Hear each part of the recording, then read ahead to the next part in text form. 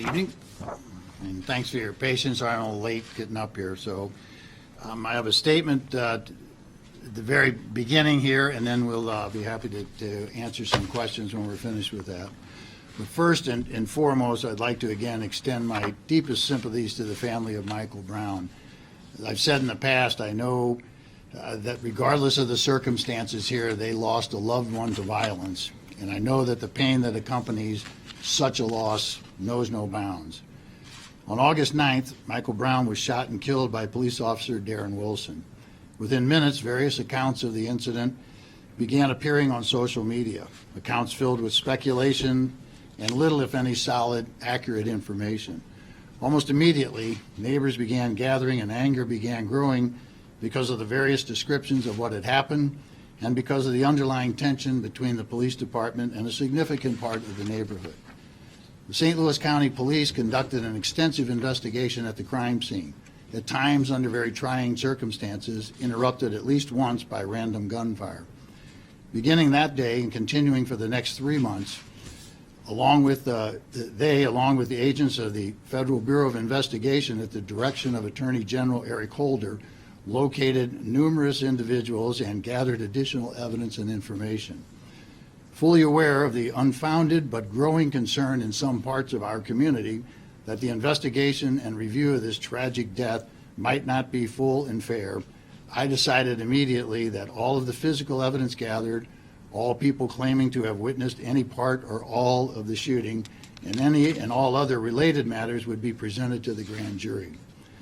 Grand juries of 12 members of this community selected by a judge in May of this year, long before this shooting occurred.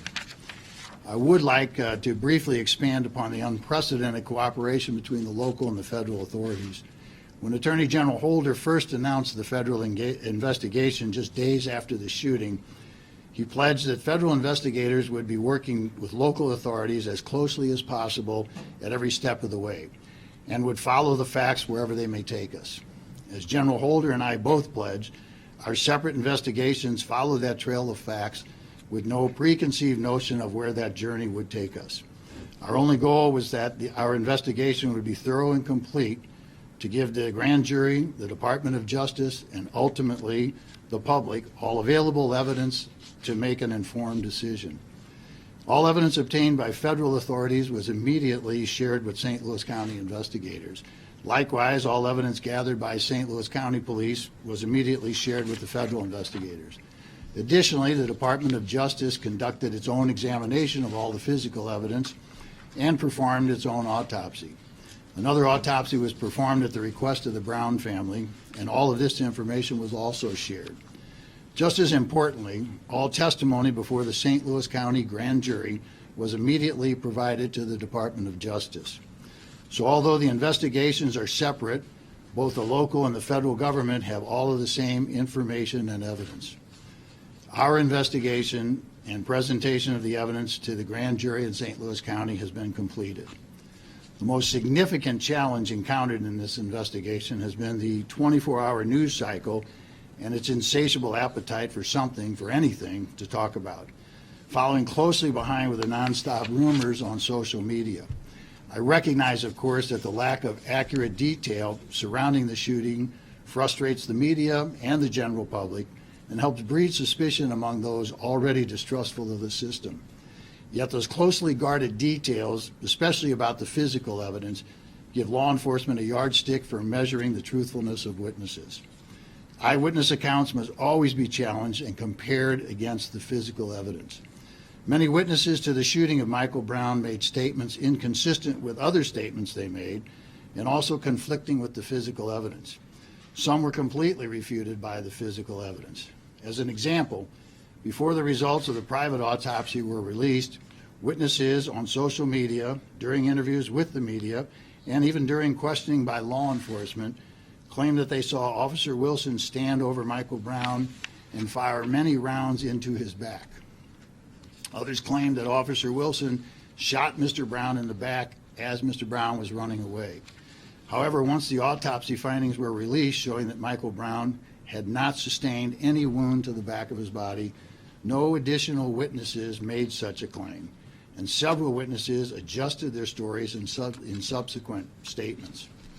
Some even admitted that they did not witness the event at all, but merely repeated what they heard in the neighborhood or others or assumed had happened.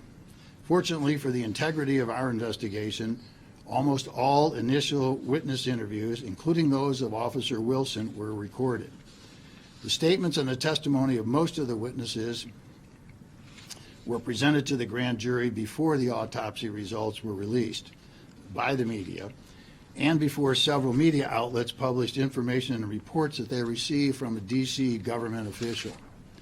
The jurors were therefore, prior to the time that released information going public and what followed in the news cycle, the jurors were able to have already assessed the credibility of the witnesses, including those witnesses whose statements and testimony remained consistent throughout every interview and were consistent with the physical evidence in this case. My two assistants began presenting to the grand jury on August 20th. The evidence was presented in an organized and orderly manner. The jurors gave us a schedule of when they could meet. All 12 jurors were present for every session, and all 12 jurors heard every word of testimony and examined every item of evidence. Beginning August 20th and continuing until today, the grand jury worked tirelessly to examine and re-examine all of the testimony of the witnesses and all of the physical evidence. They were extremely engaged in the process, asking questions of every witness, requesting specific witnesses, requesting specific information, and asking for certain physical evidence. They met on 25 separate days in the last 3 months, heard more than 70 hours of testimony from about 60 witnesses, and reviewed hours and hours of recordings of media and law enforcement interviews by many of the witnesses who testified. They heard from 3 medical examiners and experts on blood, DNA, toxicology, firearms, and drug analysis. They examined hundreds of photographs, some of which they asked be taken. They examined various pieces of physical evidence. They were instructed on the law and presented with 5 indictments ranging from murder in the first degree to involuntary manslaughter. Their burden was to determine, based upon all of the evidence, if probable cause exists to believe that a crime was committed and that Darren Wilson is the person who committed that crime. There is no question, of course, that Darren Wilson caused the death of Michael Brown by shooting him, but the inquiry does not end there. The law authorizes a law enforcement officer to use deadly force in certain situations. The law also allows all people to use deadly force to defend themselves in certain situations. So the grand jury considered whether Wilson was the initial aggressor in this case, or whether there was probable cause to believe that Darren Wilson was authorized as a law enforcement officer to use deadly force in this situation, or if he acted in self-defense. I detail this for 2 reasons. First, so that everyone will know that, as promised by me and Attorney General Holder, there was a full investigation and presentation of all evidence and appropriate instruction of law to the jury, to the grand jury. Second, as a caution to those in and out of the media who will pounce on a single sentence or a single witness and decide what should have happened in this case based on that tiny bit of information. The duty of the grand jury is to separate fact from fiction. After a full and impartial and critical examination of all the evidence in the law, and decide if that evidence supported the filing of any criminal charges against Darren Wilson. They accepted and completed this monumental responsibility in a conscientious and expeditious manner. It is important to note here, and say again, that they are the only people who have heard and examined every witness and every piece of evidence. They discussed and debated the evidence among themselves before arriving at their collective decision. After their exhaustive review of the evidence, the grand jury deliberated over 2 days, making their final decision. They determined that no probable cause exists to file any charge against Officer Wilson and returned a no true bill on each of the 5 indictments. The physical and scientific evidence examined by the grand jury, combined with the witness statements supported and substantiated by that physical evidence, tells the accurate and tragic story of what happened. A very general synopsis of the testimony and the physical evidence presented to the grand jury follows. Please note that, as I have promised, the evidence presented to the grand jury, with some exceptions, and the testimony of the witnesses called to the grand jury will be released at the conclusion of this statement. At approximately 11:45 a.m. on Saturday, the 9th of August, Ferguson Police Officer Darren Wilson was dispatched to the Northwinds apartment complex for an emergency involving a 2-month-old infant having trouble breathing. At approximately 11:53, while still at the Northwinds call, Wilson heard a radio broadcast for a stealing in progress at a market on West Florissant. The broadcast also included a brief description of the suspect, a black male wearing a white T-shirt who took a box of Swisher cigars. Other officers were dispatched to that store. Officer Wilson remained with the mother and the infant until EMS arrived to transport them to the hospital. Officer Wilson then left Northwinds complex in this Ferguson police vehicle, a Chevy Tahoe SUV, and drove west on Canfield towards West Florissant. An additional description of the stealing suspect was broadcast about that time, wearing a red hat, yellow socks, khaki shorts, and he was with another male. As Officer Wilson was attending to his emergency call on Northwinds, Michael Brown and a companion were in a local convenience store on West Florissant. Michael Brown's activity in that store was recorded by the store's security cameras.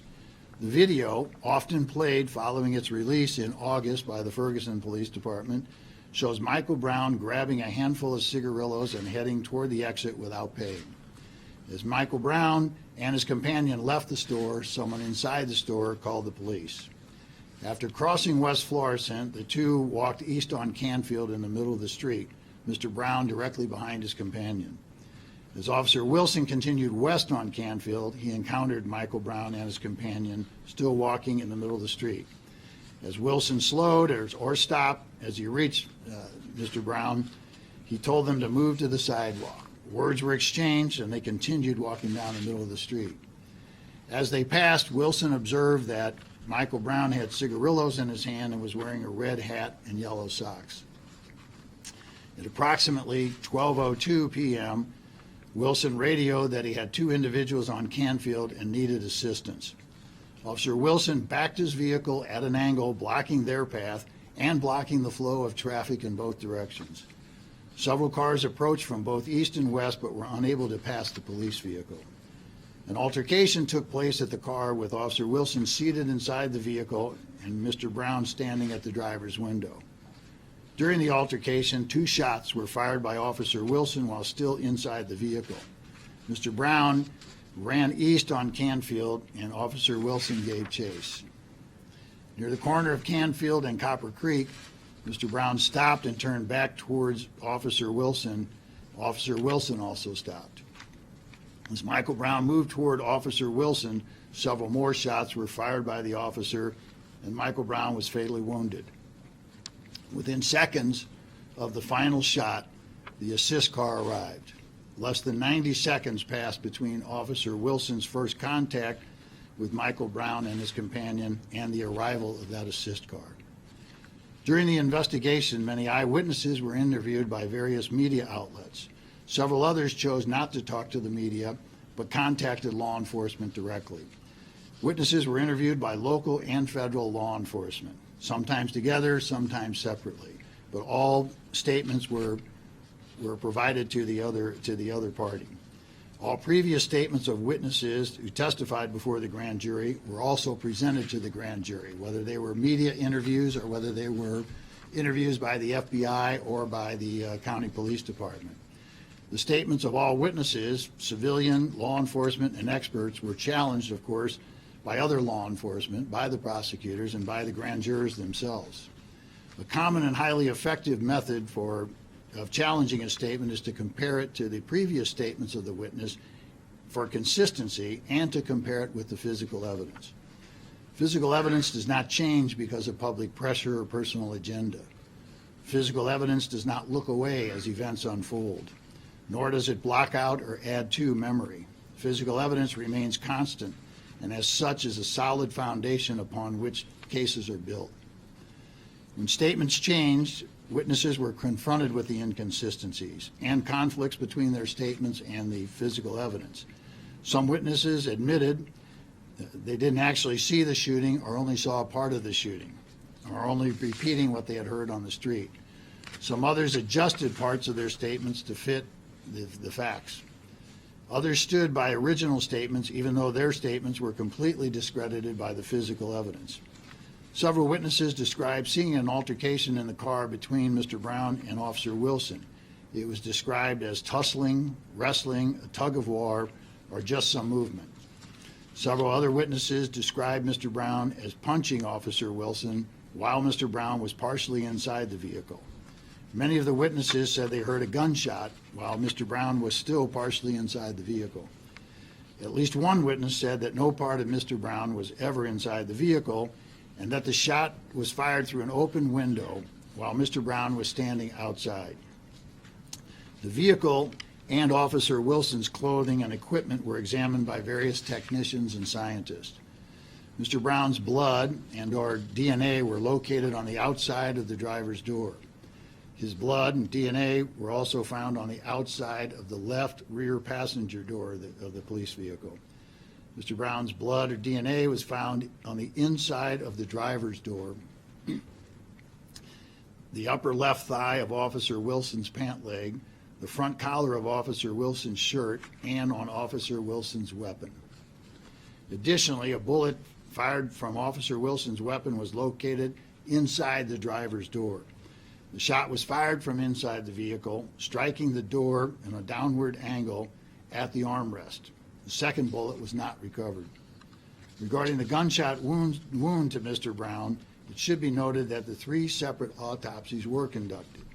One by St. Louis County Medical Examiner's Office, one by a private pathologist, and one by the Department of Defense Armed Forces Medical Examiner.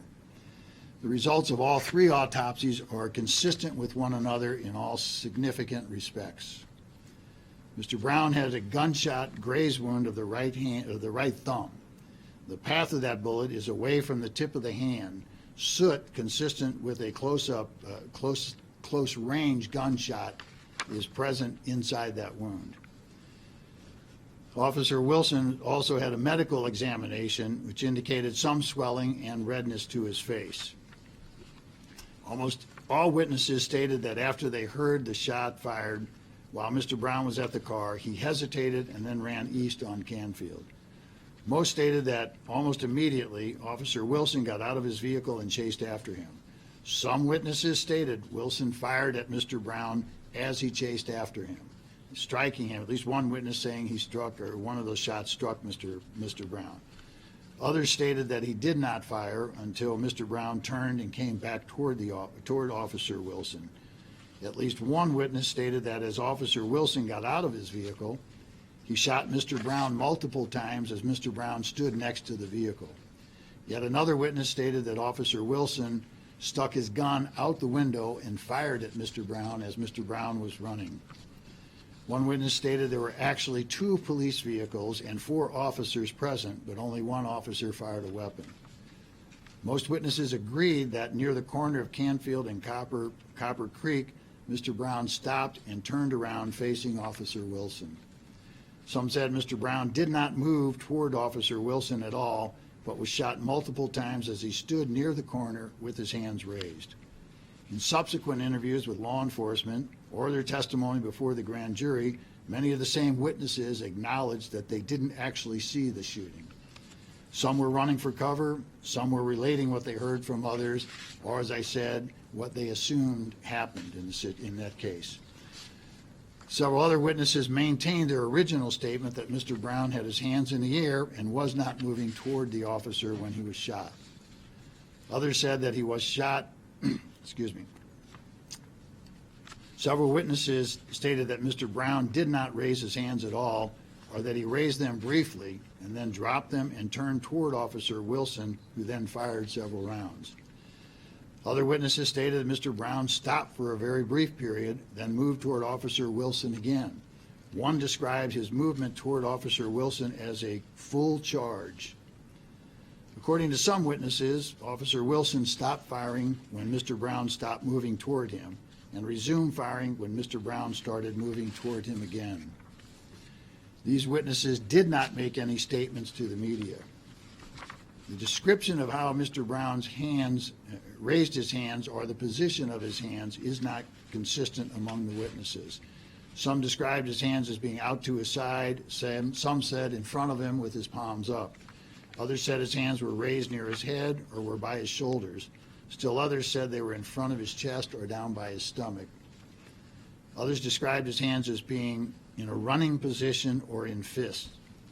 There are also various witness statements regarding Mr. Brown's movement after he stopped and turned back toward Officer Wilson. Several witnesses said Mr. Brown never moved toward Officer Wilson and was shot where he stood at the corner.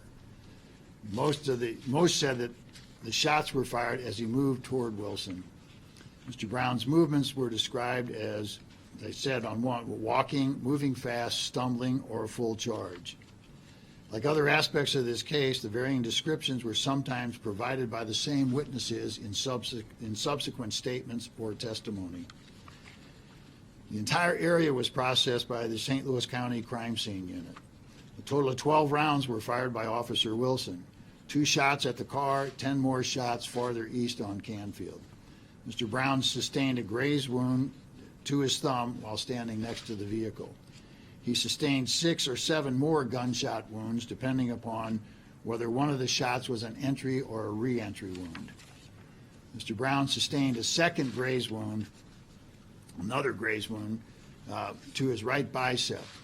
He also sustained wounds to his right forearm, upper front right arm, lateral right chest, upper right chest, forehead, and top of the head. The top of the head, forehead, and perhaps the upper right chest were consistent with his body being bent forward at the waist. Except for the first and last wounds, the medical examiners are unable to determine the order of the shots. The graze wound to the thumb sustained at the vehicle is likely the first wound. It was the only close-range shot. The shot to the top of the head was most likely the last. It would have rendered him immediately unconscious and incapacitated.